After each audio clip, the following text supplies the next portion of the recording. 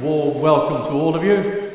It's my formal duty as Chancellor to welcome you all, and also to formally, on behalf of the Senate and the Council, to declare this congregation for the conferment of degrees open. And now, will you please be seated?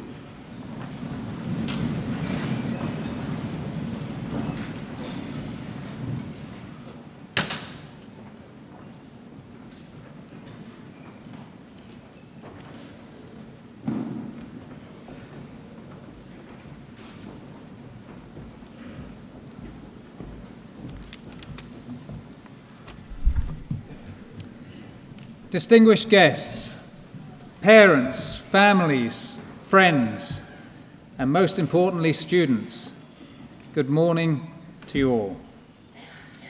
We are here on a special day, perhaps one of the most memorable of your lives, the culmination of years of education at a higher level and the beginning of new challenges, perhaps in further study or in new careers.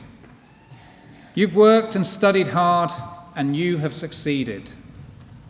You've done your job, and now as President and Vice-Chancellor, it's my job to welcome you to this degree congregation, where we formally recognise your outstanding achievement. You graduate today from a leading UK university, committed to international excellence through the creation of world-changing research and high-quality inspirational teaching. Leicester is consistently one of the most socially inclusive of the UK's leading universities, with a long-standing commitment to providing fairer and equal access to higher education.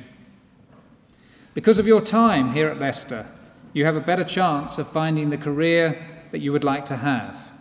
3/4 of the new jobs that will be created between now and 2020 will be in occupations with a high concentration of graduates, while the unemployment rate for graduates is less than half of that for people who've not been able to complete higher education. Your employability is a testament to the skills that you will have acquired in your time here, and they are endless. You can write dissertations, master languages, solve simultaneous equations, work in teams, and take on particularly testing exam questions. But at the University of Leicester, our purpose is to equip you not just with an education, but with something broader, with the spirit of intellectual inquiry, with a deep curiosity. Most of all, we hope that we've shown you the joy of intellectual discovery. The research conducted here at the University of Leicester spans all the way from the discovery of lost kings and microscopic DNA strands to the telescopes and space vehicles that explore the furthest stretches of the universe. This past year, we've seen a number of significant milestones and achievements for the university. Many of you will have seen the physical changes that are starting to happen on campus. Our new £42 million George Davis Centre was opened just this year. This is the largest building in the UK built to Passive House standards, which means that the building will use very little additional energy or heating for heating or cooling.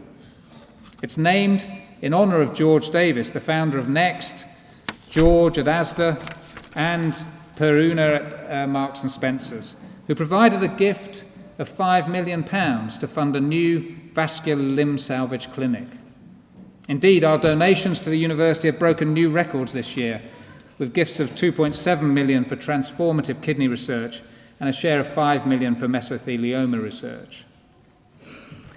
We've had an ambitious project on campus to replace the roof of our world-famous Stirling engineering building, which saw all the 2,500 glass panels of the diamond-shaped roof reconstructed and replaced to exacting standards. The Daily Telegraph has included the engineering building in a list of the 50 most famous structures in the UK, among them Hadrian's Wall and Stonehenge. Among its many other plaudits, it was listed top in Historic England's list of the best post-war buildings and was listed as one of the world's most unsung buildings by The Guardian. This year also saw the opening of our new campus in Dalian, China. with the first intake of 168 students.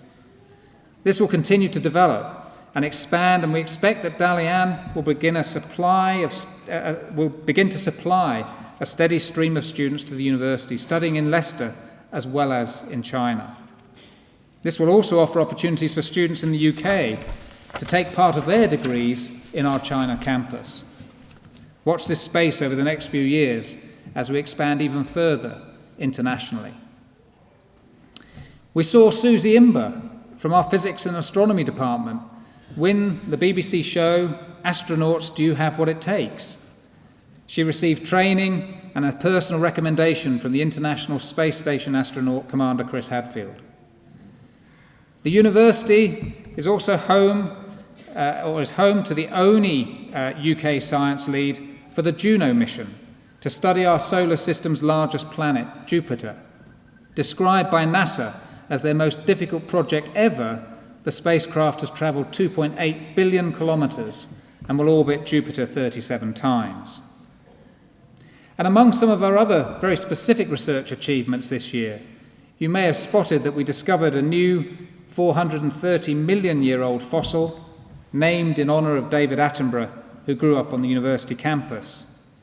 Our archaeologists found a striking and apparently unique square monument beneath the world-famous Avebury Stone in Wiltshire, which is a UNESCO World Heritage Site. The first evidence for Julius Caesar's invasion of Britain was discovered by our archaeologists who've suggested that his fleet first landed in Britain in 54 BC at Pegwell Bay on the Isle of Thanet.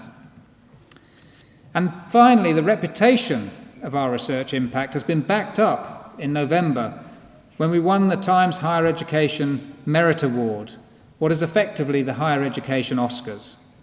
The Times Higher said, "The University of Leicester has shown time and again that it produces world-beating research and groundbreaking discoveries. Our data now show that it also punches well above its weight in terms of bang for the buck as well." Of course, it's this spirit of discovery that we hope we've instilled in you as a graduate. Discovery is about imaginative new thinking, underpinning fundamental advances in our understanding of the world around us, and applying that expertise to business and community needs, delivering solutions to the global and personal challenges that we encounter along the way. We can't promise that the years ahead will always be easy, but if we've done our jobs right and equipped you with the values that sum up what it means to be a University of Leicester student, you will find your way through. Like the 180,000 University of Leicester students who've gone before you. Our history and achievements are going to attract particular attention this year. November the 11th will be the 100th anniversary of the end of World War I, and also the 100th anniversary of the establishment of the Endowment Fund for the University College of Leicester, Leicestershire and Rutland, which was the forerunner to our university. We're one of only 2 universities in the world that was established as a living legacy to World War I, and plans are underway for the celebration of that centenary. We hope you'll be able to join us in these celebrations, which will lead up to the anniversary in 2021 of 100 years since we opened our door to the first students at the university, all 9 of whom were women. You should remember and reflect on our university's beginnings, and we trust that this will not be the last time we see you as you join that community of alumni around the world, many of whom remain in touch. Your loved ones here today are very proud that you're graduating. And for those family and friends in the audience, don't feel shy about clapping and cheering your loved ones as they cross the stage. You won't get many days like this. For those of you who are graduating, we hope that you're as proud of the university that served you as we are of you. I congratulate you on the degrees you've obtained, and on behalf of the University of Leicester, I wish you every success.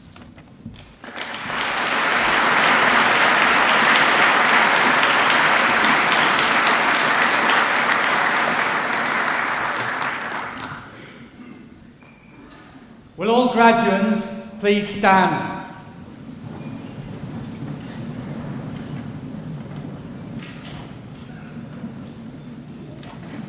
Now this is the formal part where I need to say that on behalf of the Senate, I admit all graduates present and absent to the several degrees for which they are presented.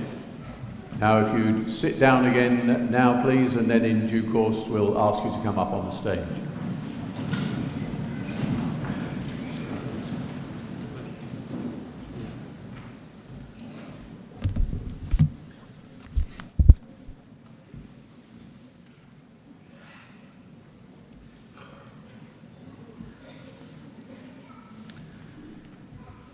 Peter Thom is Executive Chairman of the construction materials company Breeden Group plc and Chairman of Leicester Rugby Football Club, which we know best as Leicester Tigers. Peter was born in Cornwall and came to Leicester in 1956 as a school leaver to work in the Leicestershire company Barden Hill Quarries Limited. During the 1960s, Peter made 130 appearances for Leicester Tigers as a lock forward, and also represented Leicestershire and the Midlands counties.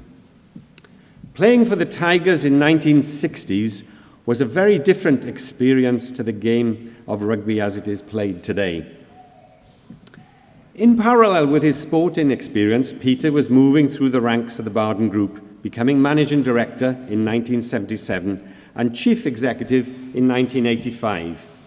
He went on to lead the merger of Barden with Everard plc in 1991 and the enlarged group's subsequent merger with Camas in 1997 to form Aggregate Industries plc. Following the acquisition of Aggregate Industries by Swiss building materials group Holcim Limited for 1.8 billion, he served as non-executive chairman of Aggregate Industries until his resignation in December 2007. In 2008, Peter re-entered the industry as chairman of the company Marwin Materials, which he had created with his colleague Simon Vivian to consolidate the smaller end of the UK construction materials sector. Their first deal was the reverse acquisition of Breeden Holdings Limited, the former UK operations of Enstone plc. Enstone had been failing and was heavily in debt when it went into administration. Shareholders and employees in the company had watched the share price crash from 45 pence to 0.3 pence. Many had lost their savings when the company's share buying scheme was closed. They were demotivated, productivity was poor, management systems were ineffective, and distribution inefficient. The company was in danger of losing the game and needed saving. Peter and Simon led a dramatic turnaround in the company in a very short period of time. This was achieved through a wholesale overhaul of operations and culture. The group's revenues went on to grow even during the worst days of the economic recession. By 2016, the company had pre-tax profits of 47 million on sales revenue of 455 million.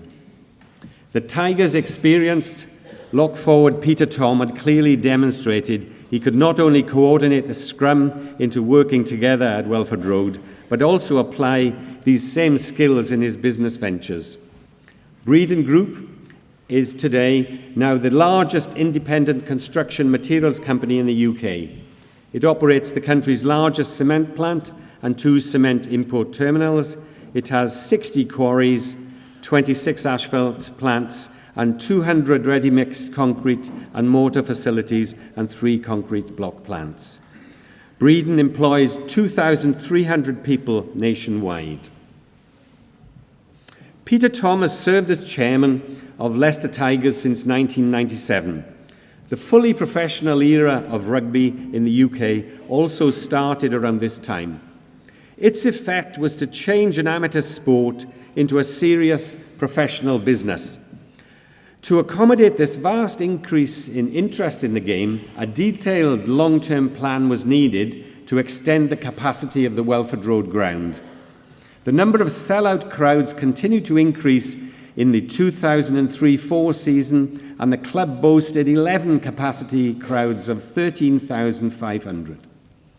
The question facing the board, led by Peter Tom, was that if they invested to double the capacity of the ground, would the number of spectators also double? The decision was made to go ahead, and in the 2008-09 season, work began to develop the ground. Many of us still remember the day when 2 enormous Ainscough cranes arrived to lift the superstructure of the spectacular Caterpillar stand into place. The completion of the stand took capacity to 24,000. At the grand opening, a sellout crowd were overjoyed by the historic 22-17 victory of Tigers over world champions South Africa. Average attendances were around 22,000, and so it proved that the risk taken by the board was justified. Home support was so strong that Tigers were beaten just once in the 2009-10 season. Most recently, redevelopment of the clubhouse area has taken ground capacity to almost 26,000. Leicester Tigers is now the best supported rugby club in the world. All this infrastructure needs strong leadership, and Peter Tom has overseen all of it. Of course, building development is only part of the responsibility of the Tigers board. The chairmanship of Peter Tom has seen many changes of coach, youth development, and the influx of players from all over the world and great success on the pitch. Peter lives in Guernsey with his wife Kay and 4 children, Saffron, Layla, Joseph and Georgia, and 4 grandchildren, Clover, Poppy, Archie and Ned.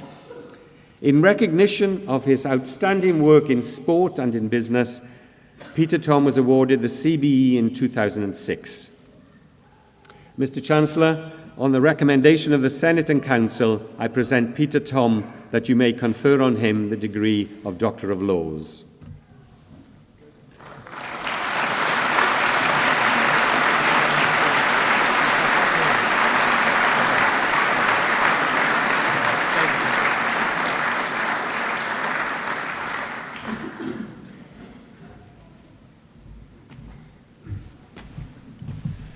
Thank you, Vice-Chancellor. I am totally and utterly dyslexic, and I have a colleague here who made some notes for me to use, but because I don't read too well, I'm not going to use them. But capitalism has not had the best of publicity in recent times, and people who have made a success at a business and are sort of left of centre are referred to as smoked salmon socialists. I always see myself as a left-wing capitalist, and throughout the development of the businesses, all of the people who work in the business were given shares, and currently the people who, my colleagues at Breeden, have shares in the business that are worth 15 to 20 million. So what I've achieved, I have no idea how. This is much more terrifying than being kicked around a pitch in Wales or at Leicester. All of you who are graduating today, the most amazing achievement. You'll have had lots of arguments over choices of GCSEs, homework, all those sort of things. But here you are today, and you've achieved that amazing thing of getting a degree, something which I'm very proud to get this honorary degree, but I'm extremely envious of all of you in getting proper degrees. So, I think again, where in a strange way Leicester and I connected was that if you are, and I was born 150 years ago, and so if you are dyslexic, at the period of time when I was growing up, you had 2 options. You either dropped your trousers and made people laugh, or punched them, or both.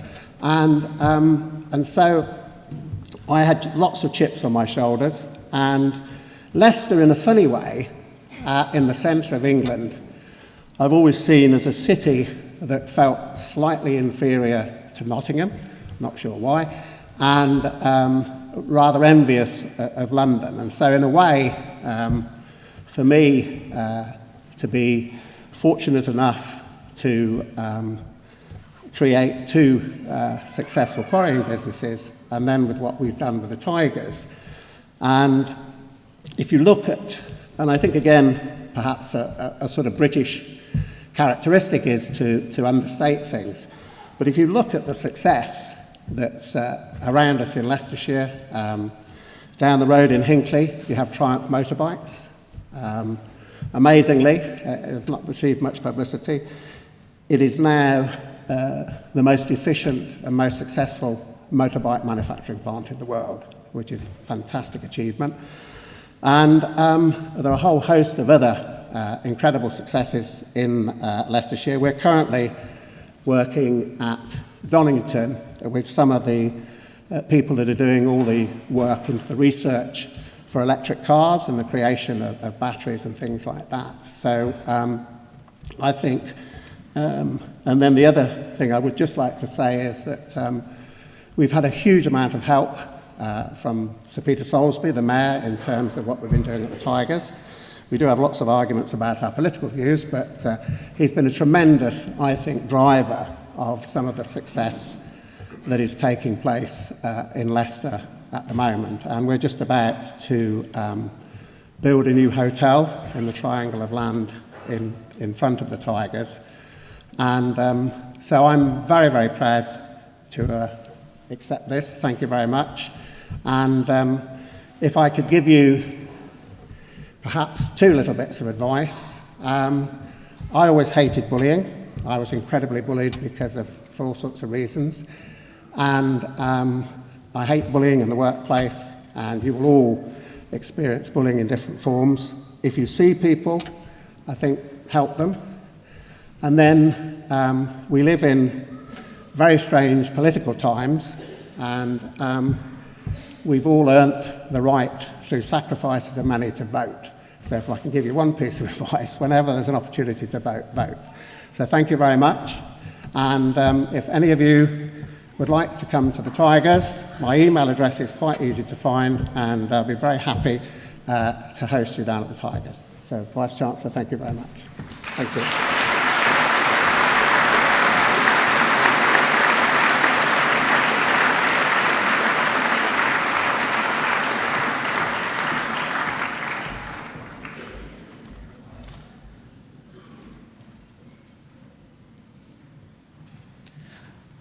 Mr. Chancellor, as head of the College of Life Sciences, I present the following candidates for their degrees. For the degree of Doctor of Medicine, Khalid Ali. Mohammed Masoon.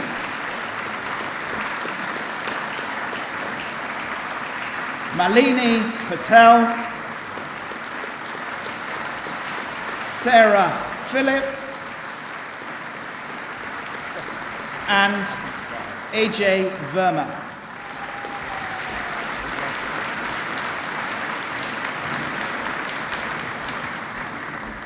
For the degree of Doctor of Philosophy, Ezra Al-Dujaili. Qiyas Al-Ismail. Ghazi Al-Khamin. Mohammed Al-Maini. Michelle Arouez. Emma Angel. Saeed Aziri. Izzadin Aziz. Norshin Daztagir. Megan D. Croy. Bayan Faraj. Robina Farzand. Nitin Gola. Shangao Zhang. Melissa Kirby. Ezgi Kukuilik Stevens. Gillian LePage. Deborah Linley. Matej Barashny. Matthew McCarthy. Patrick McIntyre. Nosia Bira and Yusuf. Nini Mo Mient. Cheryl Ann Newton. Iosefina Sampson. Noor Shamki. Galia M.A. Shelmani. Panay Iota Stalianu.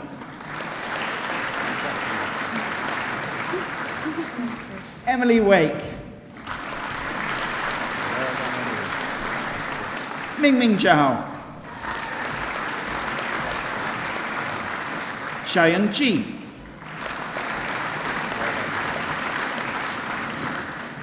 For the degree of Doctor of Clinical Psychology, Sonia Dinsey. Victoria Horwood. Mark Lovda. Ryan Nahr. Rebecca Piper. Emma Rich. Carl Rideout. Jack Rofe. Sarah Thomas. And Lauren Wright. For the degree of Doctor of Psychology, Elizabeth Hale.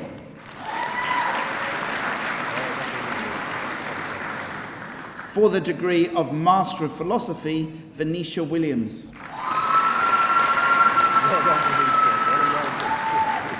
For the degree of Master of Research in Applied Health Research, Abdin Azir Muhammad. And Christopher Tollington. For the degree of Master of Science in Bioinformatics with Molecular Genetics, Laura Edwards Suarez.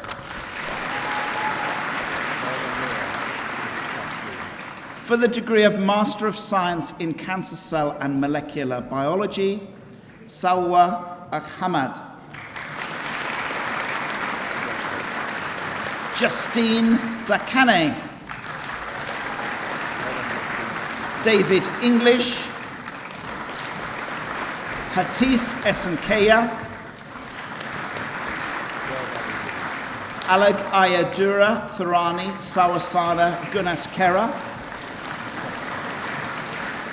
Emily Harper. Hussein Kanout. Maria Khan. Donovan Lim. Mohammed Mia. Pratima Ray.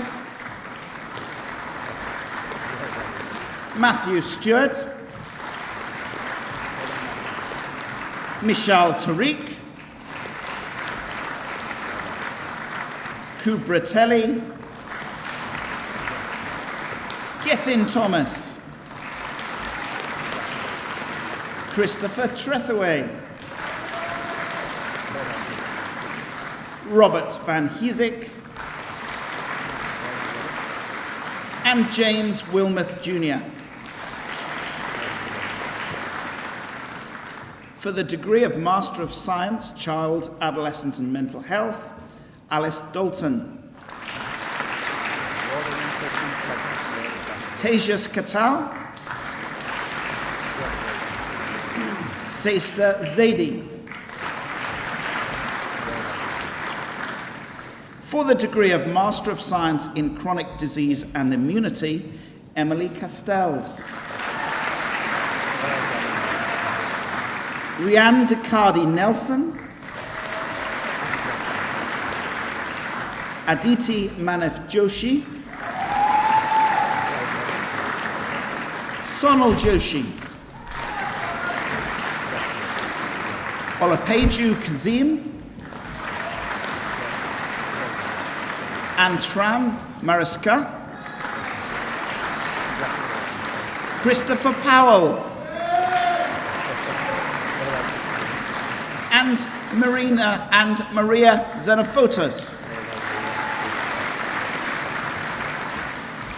For the degree of Master of Science in Diabetes, Philip Ayabiola,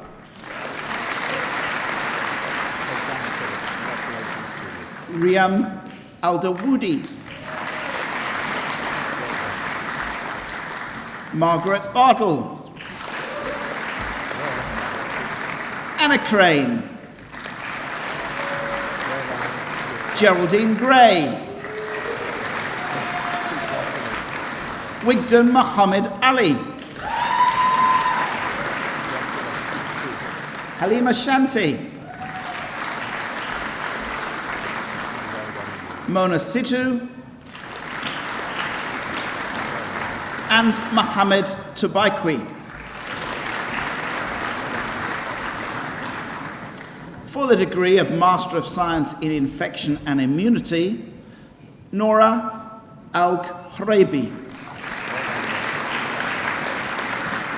Zayed Al-Khabi, Abdulaziz Salah A. Al-Khoshieban, Josh Outie, Kit Healy, Krishnan Pavithra Sudaramuthi. For the degree of Master of Science in Medical Statistics, Sumaya Anwar, Bernice Azari, Kieran Bromley, Zachary Collins, Catherine Cox, Humaira Hussain, Eleanor John, Clarice Kirby, Michelle Lazarou, Dominica Marmo, Henry Nanji, Alexander Needham, William Pearson, Chetan Kumar Prajapati, Jessica Preston, Alicia Smith, and Katie Stocking. For the degree of Master of Science in Molecular Genetics, Asma Al-Hamdi, Jamin Baines, Paulina Breja,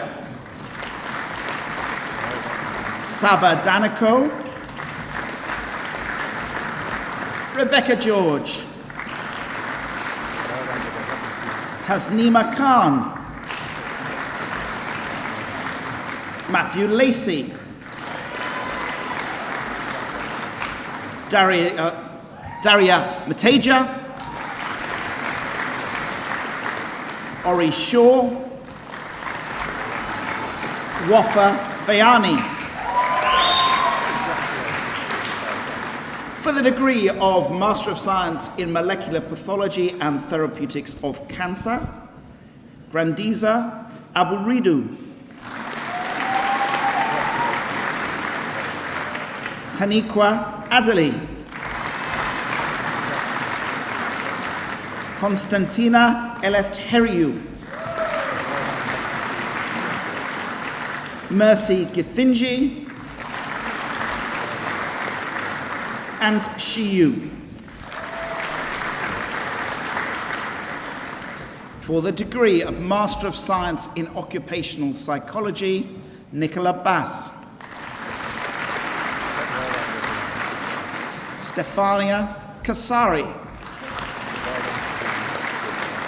David Lurie, Nazia Perveen, Hannah Smith, Roshin Smith, Sarah Smith, Stefan Vega. For the degree of Master of Science in Psychological Research Methods, Jerry Louise Callis. Sarah Gunn, Itong Lu,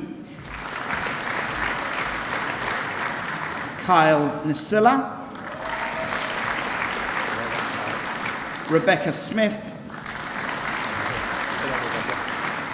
Xiaoyong Zhao, and Ifan Zhao. For the degree of Master of Science in Psychology of Work, Medion Dili Cycluna, Lauren Jones,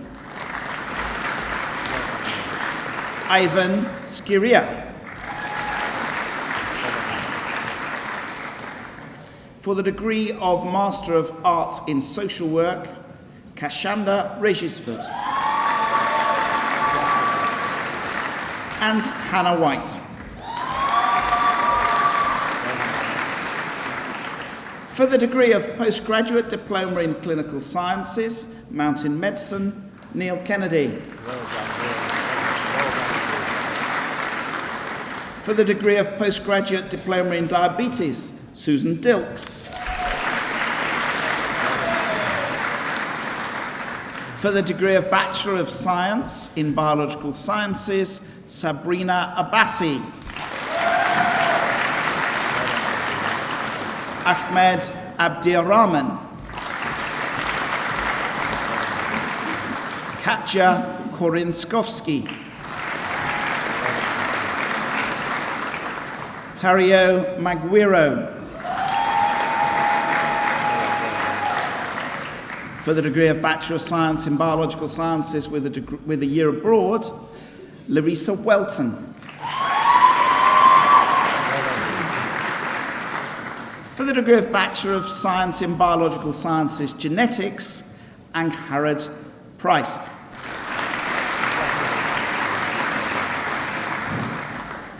For the degree of Bachelor of Science in Biological Sciences, Physiology with Pharmacology, Comfort Eza Olu.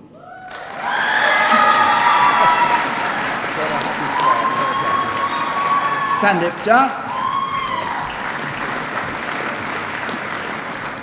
Carl Eckert, Zoe Louise Malpass.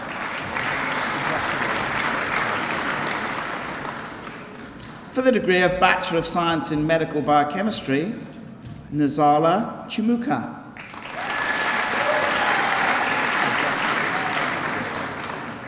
Adejoke Alegbusi. And Amy Moran.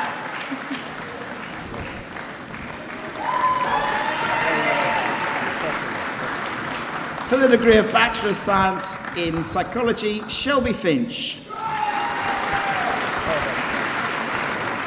And Shenen Samuel.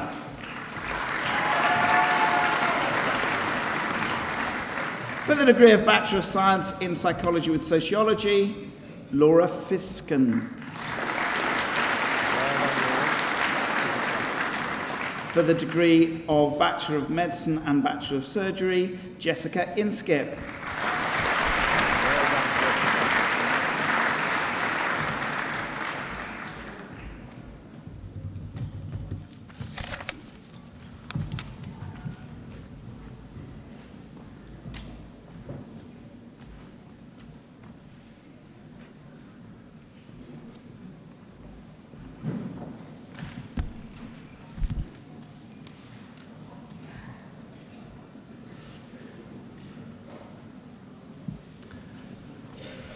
Maggie Philbin was born in Manchester, but grew up in Leicester, where the family had relocated when her father got a job here. She attended Evington Hall Convent School on Spencefield Lane. Her early memories are of an English teacher who believed in her ability, a French teacher who took her to one side and said she might surprise herself if she put a bit more effort into actually learning the vocabulary before exams, and a physics teacher who cried when she did not take A-level physics. Maggie says because she'd already bought the textbooks. Maggie took A-levels in English, history, French and German. She took a year out before going to university, working first of all in the admissions office of the University of Leicester.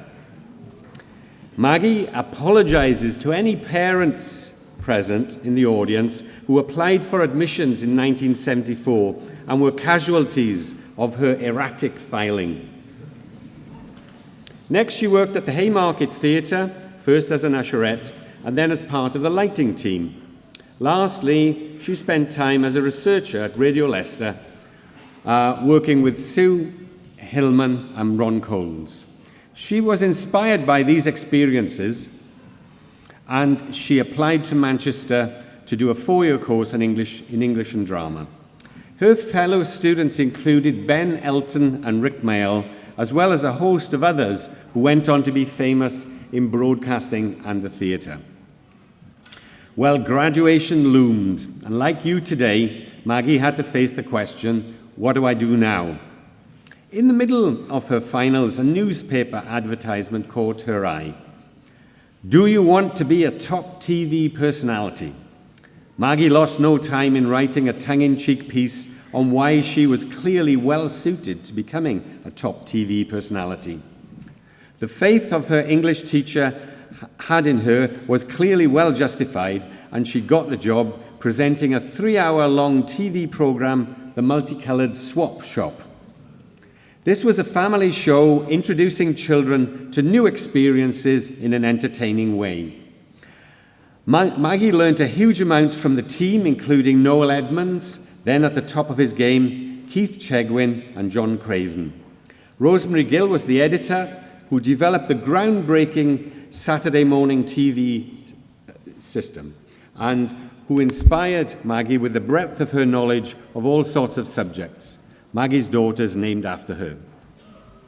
At this time, the team formed a band called Brown Sauce as a send-up to Top of the Pops. Much to their surprise, their record climbed the charts, and in 1981, they actually appeared on Top of the Pops with a number 15 hit, I Wanna Be a Winner. After 4 years at Swap Shop, Maggie was headhunted by the team of Tomorrow's World, a prime-time TV program which showcased inventions in science and technology. At first, Maggie was apprehensive about a move to a tightly scripted program after 4 years of complete freedom on Saturday mornings.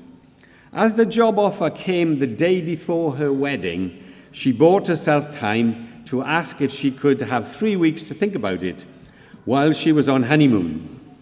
Well, Maggie accepted the Tomorrow's World job, and the rest is history. Maggie's first job at Swap Shop was mainly ad-lib directed at parents and children. Tomorrow's World was totally different. Weeks of research and days of scripting and re-scripting were needed to perfect a 3-minute item for the program. Maggie's concern about not having a scientific degree evaporated as she realized that her natural curiosity led her to ask questions that others didn't, helping her to get to the heart of complex new inventions. In fact, when program producers were faced with an overcomplicated explanation, they would say that the item had to be magnified to make it meaningful to viewers who regularly watch Tomorrow's World. Live demonstrations of new inventions were a major feature of the program. However, they often failed to follow the script. Maggie said she learned to dread anything that was voice-activated. The first demonstration of a voice-activated mobile phone came to a complete standstill when the pitch of her voice changed due to the excitement of the live show. Maggie handled a broad range of technology, from wrangling with hovercrafts in the BBC car park to demonstrating the very first digital camera, which she somehow managed to do despite the fact that the camera itself had been confiscated by the Tokyo Customs. In fact, viewers liked it when things went wrong, and Maggie and her colleagues had to ad-lib their way out of trouble in front of 10 million viewers. After 8 years at Tomorrow's World, Maggie moved on to a wide range of other TV shows, including Bango's The Theory. She has, in fact, demonstrated that she is indeed a top TV personality, as the advertisement for her first job had suggested. At present, Maggie leads Team Tech, a company she co-founded to promote widening participation in science and engineering, especially encouraging girls to take up technical subjects. In 2014, Maggie's work was recognized when she was elected president of the Institution of Engineering Designers and patron of the Council of Professors and Heads of Department of Computing. In 2016, Computer Weekly named her as the most influential woman of the year in information technology, and she was also awarded Digital Leader of the Year. She has honorary degrees from several universities, and in 2017, Maggie was awarded the OBE for services to promoting careers in STEM and creative industries. Mr. Chancellor, on the recommendation of the Senate and Council, I present Margaret Elizabeth Philbin so that you may confer upon her the honorary degree of Doctor of Science.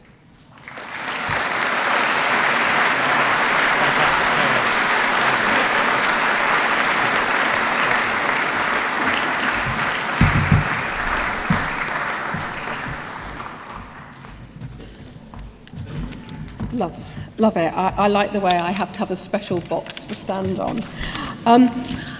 I am just so thrilled to accept this honour, here in my home city. And it's very moving for me for a number of reasons. I would so love my mum and dad to be here. My sister's up in the balcony, which is wonderful. And as I've looked across this sort of sea of faces, all of that, enthusiasm and all of the exciting futures that all of you have in front of you. And then just sitting behind you, your families, your supporters and your parents, it really is wonderful to see. And I don't feel that your parents have seen quite enough of you today. So I'd like you all, stand up, find your parent, and then can we all give parents and supporters and families a massive round of applause, because they're so proud of you today. So stand up, make the most of that moment, and really say thank you.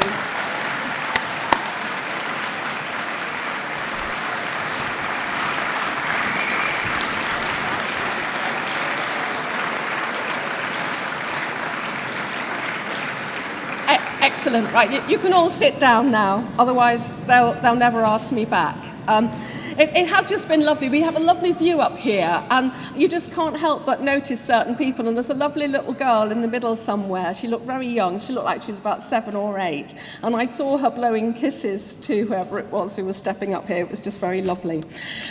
So today is obviously incredibly exciting, and there's a huge amount to celebrate. But whether you're sitting there and you already know what you're going to do, perhaps you've embarked already on, the job of a lifetime, or you're going into further research, or you're weighing up your options, I can tell you one thing for absolute certainty, and that's that you have absolutely no idea what you are capable of and what you really can go on to achieve. And I feel I was very lucky on the day when I collected my own first degree, because yes, I had been offered what really did turn out to be the job of a lifetime. But perhaps most importantly, Rose, who you've heard referenced in that lovely citation, had taken me on one side, and we had lunch in the BBC canteen, because on the one hand, it was incredibly exciting to be given an opportunity to do a groundbreaking programme on live telly. But on the other hand, I had zero experience, and I knew that the potential for failure was enormous, and I was absolutely terrified. And Rose had that lunch with me, and she said, "Maggie, I just want to say one thing to you, and that is, we've chosen you because you are you and because you do things in your own way. And we don't want you to change that, because that's what we like.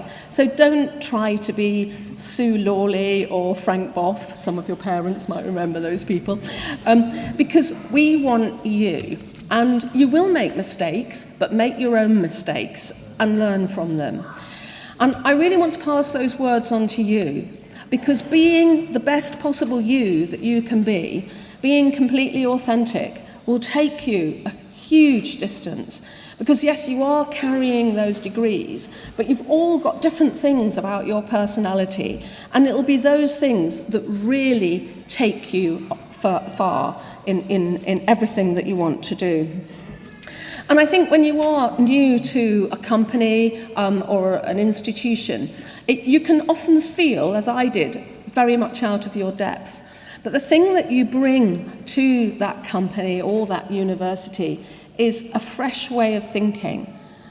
And the way you see things when you first start working, you will see them so differently to other people within those companies.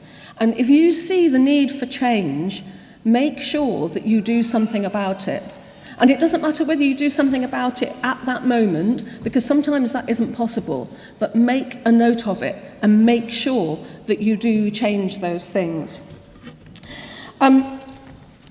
As an example, I was doing a hackathon with the BBC last Friday, and they did a 24-hour sort of exercise with all sorts of people, very experienced people and people new to the BBC, around diversity and how can we ensure that the way that we work really does reach audiences in the right way, really does reflect what people want to think and see and feel.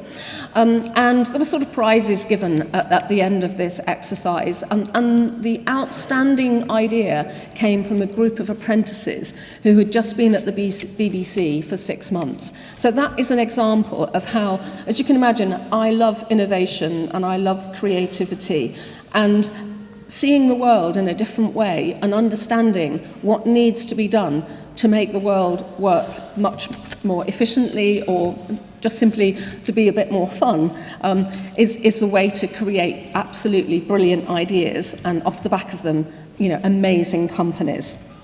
So, a few tips. Be as creative as possible with your potential. So really define your script. Don't let others define you. Listen to people, listen to their advice, but you don't necessarily have to take it. And say yes rather than no, because saying yes will always take you further. Sometimes my blood runs cold when I realise I did hesitate before I accepted that Tomorrow's World job, because I was frightened that my lack of a science degree would hold me back.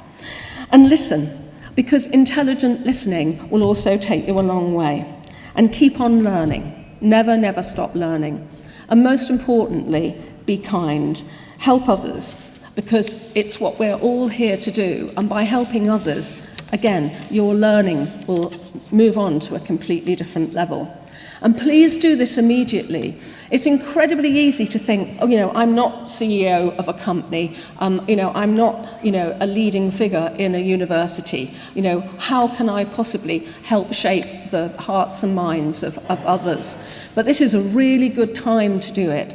You're massively influential. You're so close in age to young people who may not have the wonderful support that you've enjoyed from your parents and your friends. A group of young students in Wales entered our Teen Tech Award competition about 4 years ago.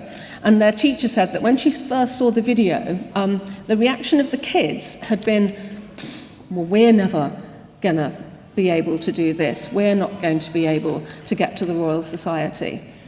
But as soon as she signed up, we connected those young people with students from the local university and the local college. They went into that school to help those students with the electronics. And then the students in the school got through to the final Royal Society. They won their category. They went to Buckingham Palace and they collected an award. And 2 of those boys had never been outside Wales before.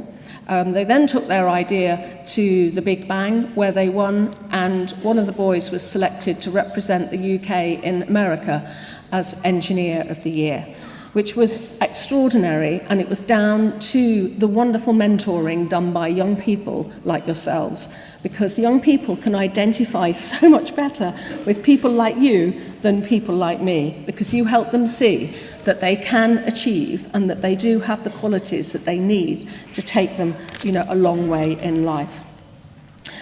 Finally, I'd just like to thank the University Press Office for opening up what has come as a total surprise to me and a whole new work stream.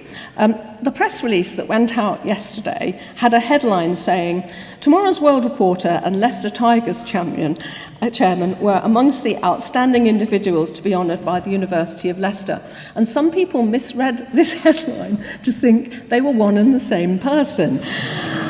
And I was slightly bemused by some of the messages I started getting over LinkedIn, because they included, and amongst them was a director of Network Rail, many people congratulating me and then offering their services on the Tigers Executive Board.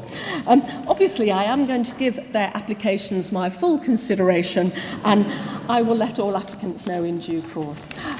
But seriously, thank you so much for this honour, and I promise I will put it to very good use. Thank you very much indeed.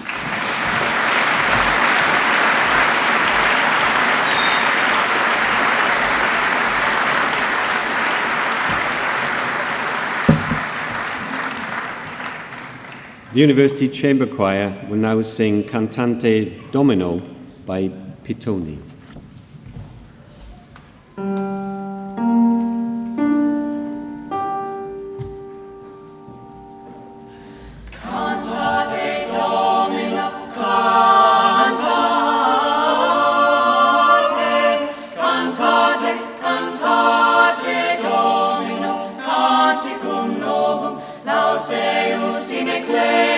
Sanctorum in ecclesia sanctorum. Laetator Israel in eo, laetator in eo, qui fecit eum, et filiesiam,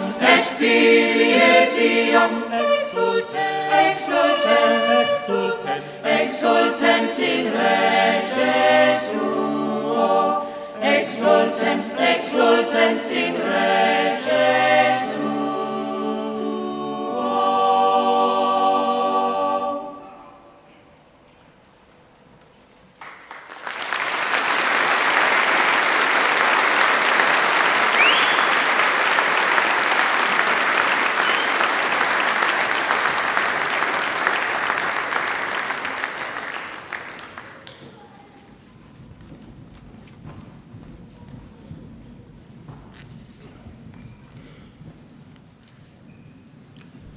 Mr. Vice-Chancellor, as head of the College of Science and Engineering, I present the following candidates for their degrees.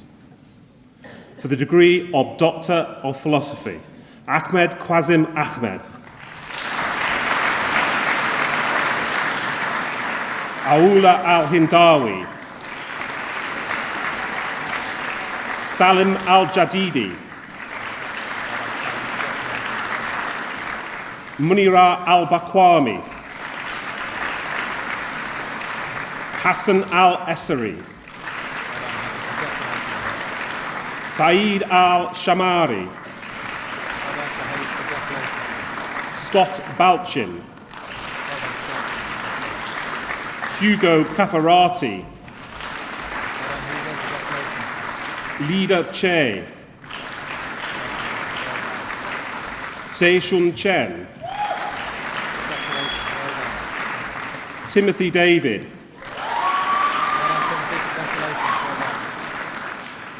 Drew Duffield, Xiao Xing Fu, Thomas Gransden, Matthias Heinz, Nicholas Jarman, Digram Jawad, Aisha Mashraki, Matthew Radoja, Babir Salim, Kevza Sevim, Amandeep Singh, Andrew Tewksbury, Sarah Thornton, Simon Walmsley, Emma Jane Watkinson, Alex Webb. For the degree of Master of Philosophy, Gregor Hahn. For the degree of Master of Engineering Management, Ruben Ashimpong. Tabusum Hassan Patel.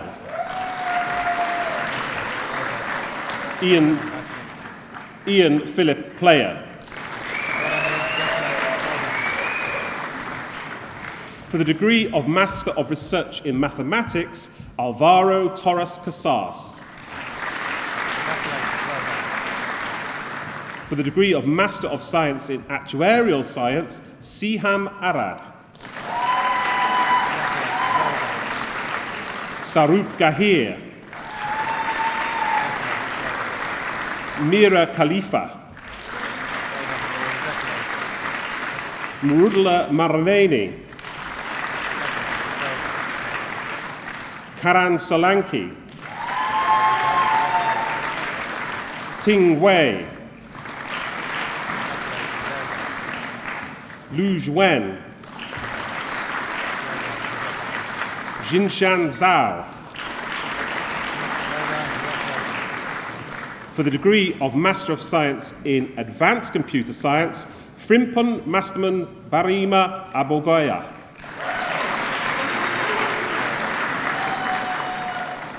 Qingzhao Lu, Jacob Spooner. For the degree of Master of Science in Advanced Computer Science with Industry, Pujika Lashmina Riana.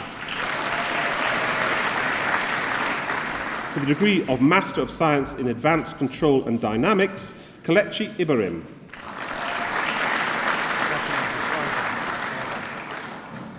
Hao Ming Zhao. For the degree of Master of Science in Advanced Electric and Electronic Engineering, Lin Fei Cao. Alex Jamagashanshon. Hongmin Zhang.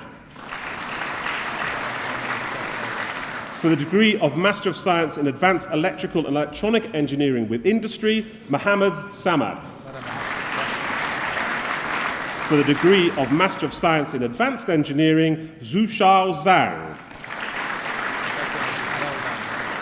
For the degree of Master of Science in Advanced Mechanical Engineering, Zhanyu Qiu. Nasir Galadansi. Xin Jin,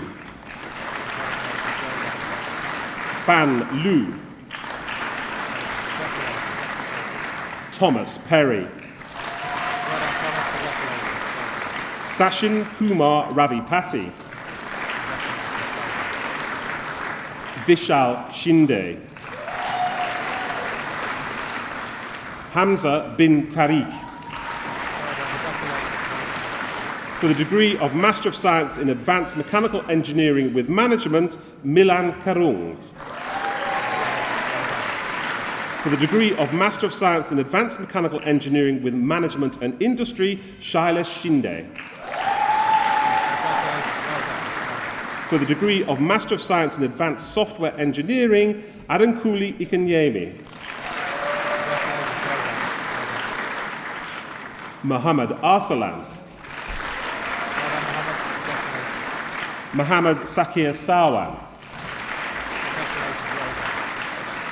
For the degree of Master of Science in Applied Computational and Numerical Modelling, Jake Allen. Lauren Davis.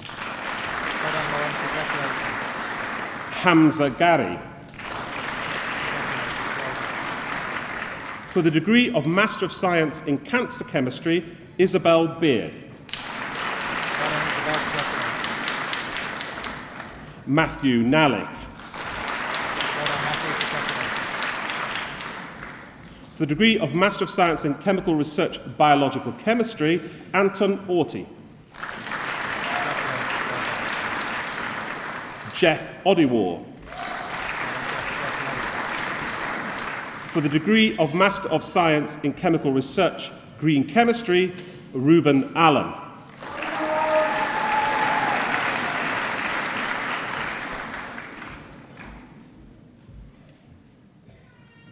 For the posthumous degree of Master of Science in Chemical Research, Green Chemistry, it's Shahri Angara to be collected by his colleague and student Hasim Munawar.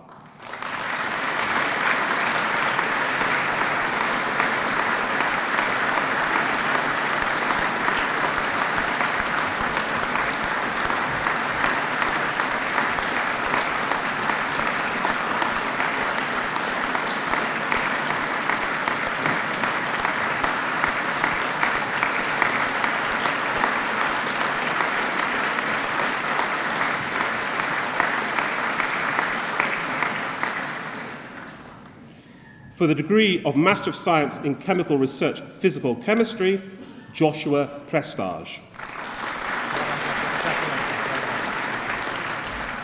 For the degree of Master of Science in Cloud Computing, Sumaya Al-Risi. Xiaowei Zai. For the degree of Master of Science in Data Analysis for Business Intelligence, John Cork. Huilei Huang. Callum Jones. Satvir Palmer.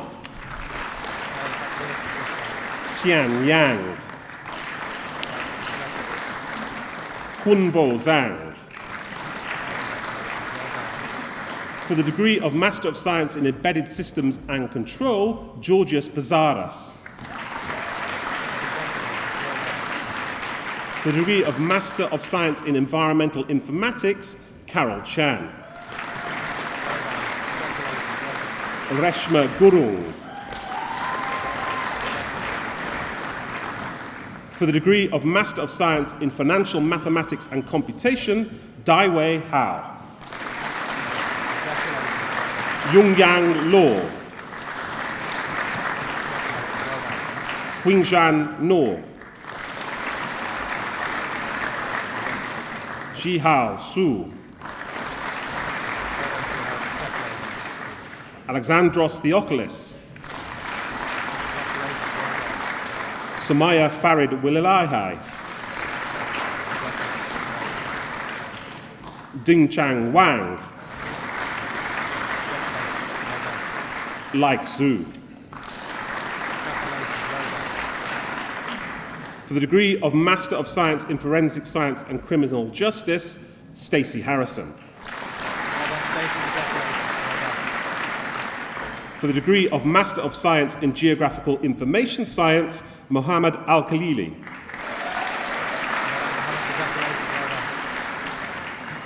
Tagrid al-Rashidi, Mohammed Ashfaq, Joseph Lewis, Robert Webster, Chanlian Zhang. For the degree of Master of Science in Geographical Information Science with Industry, Andrew Foxham. Michael Jeffs. For the degree of Master of Science in Information and Communications Engineering, Oluwara Timi Adeyemi. Evangeline Anayeho.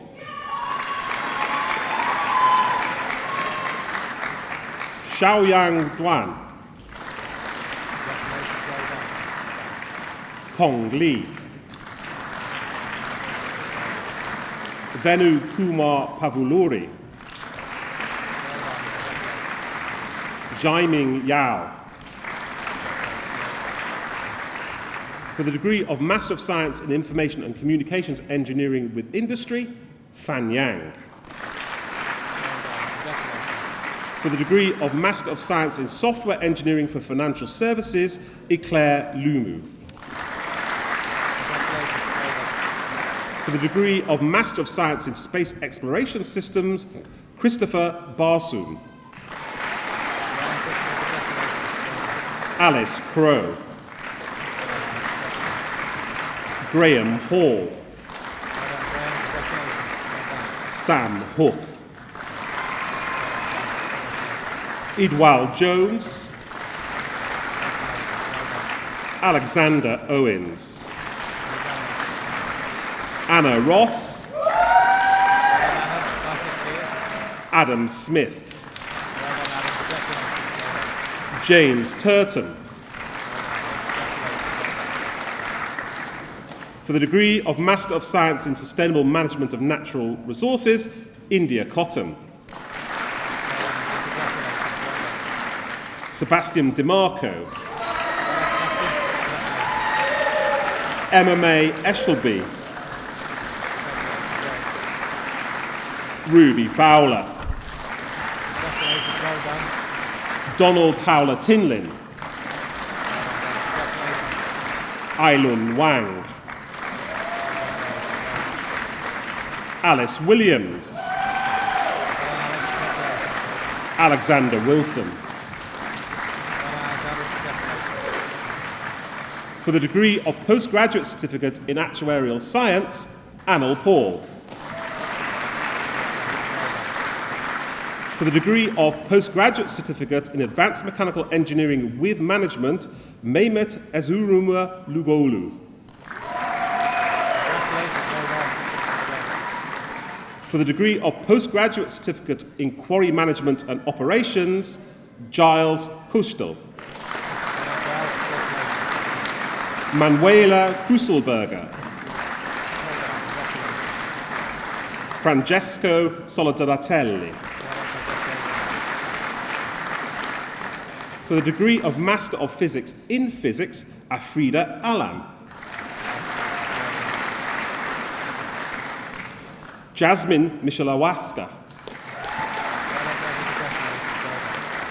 For the degree of Bachelor of Science in Pharmaceutical Chemistry, Jethro Mallet.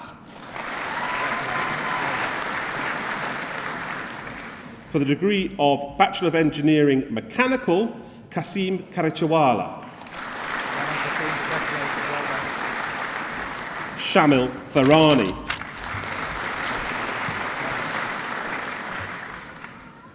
For the degree of Doctor of Philosophy, Hala Belen.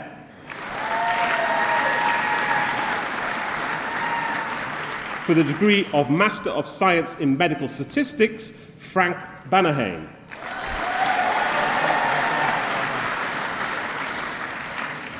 For the degree of Master of Science in Chronic Disease and Immunity, Mao Zhe Hung.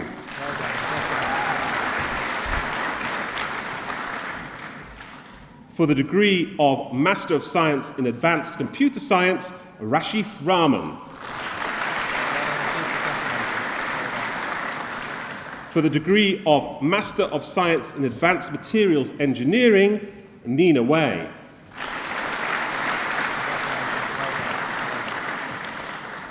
For the degree of Master of Science in Financial Mathematics and Computation, Yiwai Chen.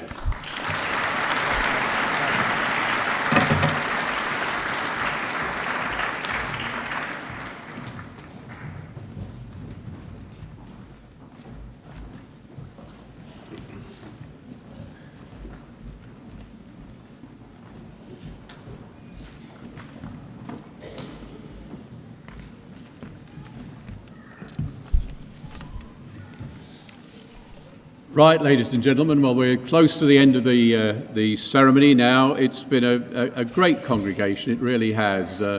Plenty of light and shade in it all. I've done quite a few of these, and it's always nice when people come up on the stage generally smiling and looking happy. You get the odd one who slightly looks as though they're stunned that it's all over and they've cracked it. I mean, that's always a nice sense of achievement, I suppose.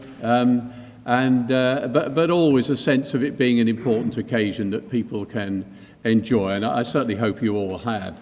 I always read through the programme, obviously, before it all starts, and I'm always pretty stunned at the subjects, the range and breadth of subjects that people who've been on the stage today have been studying. I mean, almost at random here, space exploration systems, cancer chemistry, child and adolescent mental health. I mean, at least I can understand, I think, the titles, but whether I could have understood any of the coursework, and I dare say some of your friends and relatives and parents and supporters here today would feel as bewildered as I feel at the breadth of expertise that we've seen manifested here today.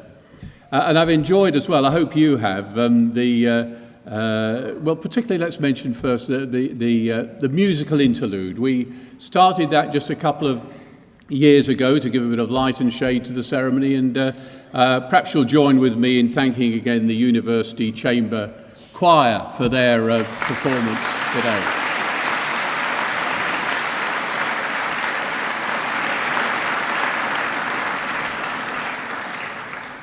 And I must thank again as well our two honorary graduates. Always so interesting to hear the tributes that are paid to them, and both in their different ways, I suppose, done all sorts of things with their lives, but both in a kind of entertainment industry which make us all a bit happier. Well, sport makes us happier when we win, doesn't it? I mean, basically, as a lifelong supporter of Stoke City, that doesn't happen as often as it might do, but the pleasure that sport gives to us all is enormous, and Peter, we're delighted to have given you an honorary degree, and I'll bracket them together despite Maggie's warnings that there are dangers inherent in doing that. But Maggie, you've been in the information and entertainment industry as well, and I am more than old enough to remember all the people you were referring to and the programs that you've been involved in, and an industry in a career in broadcasting of over 30 years. And both of you really are very worthy recipients, I think, of our honorary degrees, and they're proper degrees, you know. Peter, I know you said the ones out there are proper degrees and yours isn't one. It's a proper one to us, so well done to both of you as well. And I think that's worth saying.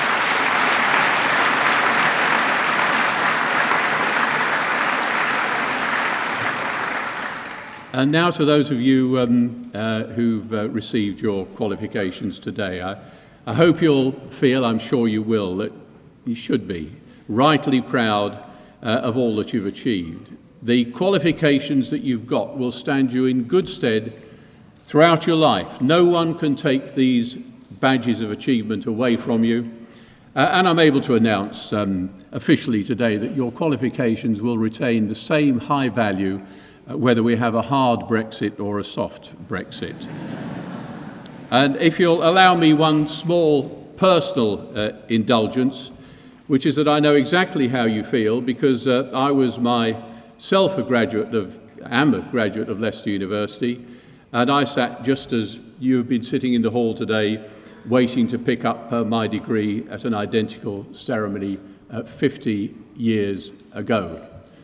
I always pause at that point in the hope that someone will say you don't look old enough, but it hasn't happened. But that passed my mind, I must say, when Maggie was talking about, in terms about you're never quite sure what the future might bring. And I think if anyone had said to me when I was sitting there 50 years ago that I can just see you up at the lectern as Chancellor, I'd have advised them to sober up, basically. It would have been such an unlikely possibility.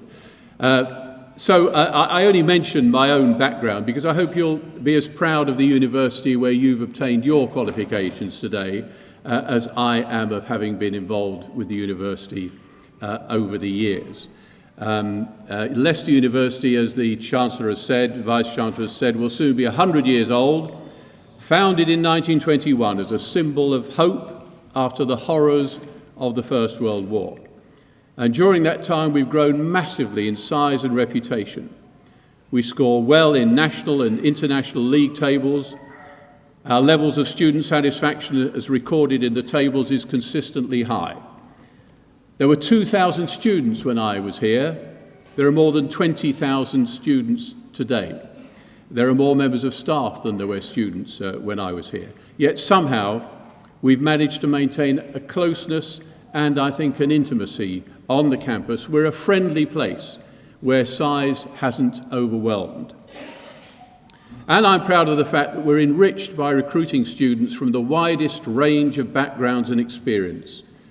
We've consistently recruited well from parts of Britain with historically low levels of university entrance, from families where no previous member had ever attended university, as well, of course, as people coming here from more than 150 different countries throughout the world. And that's pretty good when you think there are only 190 countries in the United Nations. I'm sure you'll have made friends here with people from backgrounds very different from your own, and that you'll have gained much from knowing them, as they will have done from knowing you. And don't underestimate either what I can only describe as the strength of character that I believe you will have gained during the course of obtaining your qualification. Unless you're very fortunate indeed, you'll have had ups and downs, periods of uncertainty, occasional losses of confidence. Well, you've coped very well indeed with all these challenges, or else you wouldn't be here today. And I think that's something else which you've proved and which no one else can take away and which will be of value to you in the future. And as Maggie's already said, isn't it great that here today are so many people who've helped you and encouraged you along the way, your friends, family and supporters. They're as proud and happy as you are, and I'm sure they will have enjoyed what they've observed and experienced as well. And as to your future careers, well, who knows what potential is lurking in this hall today? Is there someone out there, I wonder, from Leicester, a Leicester graduate, who will find a cure for a major disease, or maybe even set foot on the moon, or maybe, if I think about my background and life and experience, maybe even become Prime Minister, though I'm not sure I would necessarily recommend that. But whatever happens to you in the future, I do hope you'll enjoy the journey. I hope you'll keep in touch with us and tell us what you're achieving, because in part at least your achievements will be ours as well. And it's great for teachers everywhere to know what their former students go on to achieve later in life. But perhaps most important of all, I do hope that you all have your fair share of lady luck. We all need it, whether it's the chance encounter, Maggie almost was referring to this again, that leads to a job opportunity, or if you want a sporting metaphor, it could be the deflected goal that wins the cup. Chance and luck does play a part. Certainly in my profession of politics, it's undoubtedly one of the most important ingredients for success. At the time of these ceremonies last January, none of the 650 members of Parliament could possibly have known that they'd be fighting a general election last June. But they did. Some lost, packed their bags with their political careers concluded, whilst others turned up at Westminster following a totally unexpected victory. and often by a margin of just a few votes in an electorate of 75,000. Hard work, of course, plays its part, but my word, you need a bit of luck as well. So all that remains for me in closing this ceremony is to say warmly and sincerely to all of you, well done indeed. In the future careers, I wish you every success and happiness, and most important of all, I wish you good luck.